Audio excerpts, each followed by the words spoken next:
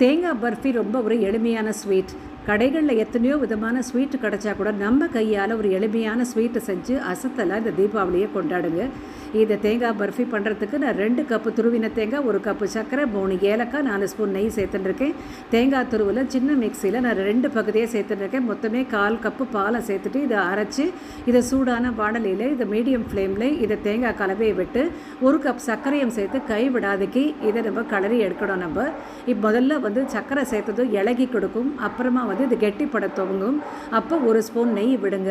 மேலும் அதை கலரி கொஞ்சம் கெட்டியானதும் இப்போ இன்னும் 1 ஸ்பூன் நெய்யை விட்டு எல்லாம் சேர்த்து ஒன்றா சுருண்டு இந்த பேனில் ஒட்டாதைக்கு வரும்போது மேலாக முந்திரி பருப்பு நெய்யில் பொரித்து இது மேலே நம்ம கொட்டுங்க. தொட்டாக்க இந்த மாதிரி நமக்கு உருட்டுற அளவுக்கு வரணும். இதுதான் பர்ஃபி கன்சிஸ்டன்சி. இந்த ஸ்டேஜில் ஒரு நெய் தடவின ஒரு ட்ரேயில் இதை கொட்டிட்டு இந்த தேங்காய் பர்ஃபியை மொத்தத்தையும் கொட்டிட்டு இதை ஓரமாக இது எல்லாத்தையுமா சேர்த்து குவிச்சா மாதிரி வச்சுட்டு இதுக்கப்புறமா நம்ம பர்ஃபிக்கு நம்ம பீஸ் போட வேண்டியதான். கொஞ்சம் விட்டுட்டு கொஞ்சம் ஒரு 5 நிமிஷம் கழித்து நீங்கள் பீஸ் போட்டு பாருங்கள், நல்லாவே வரும். ரொம்ப சுலபமாக செஞ்சிடக்கூடிய ஒரு ஸ்வீட் இது. இது மாதிரி உங்களுக்கு எந்த ஷேப் வேணுமோ அந்த மாதிரி நீங்கள் ஷேப்பில் நீங்கள் கட் பண்ணிக்கலாம்.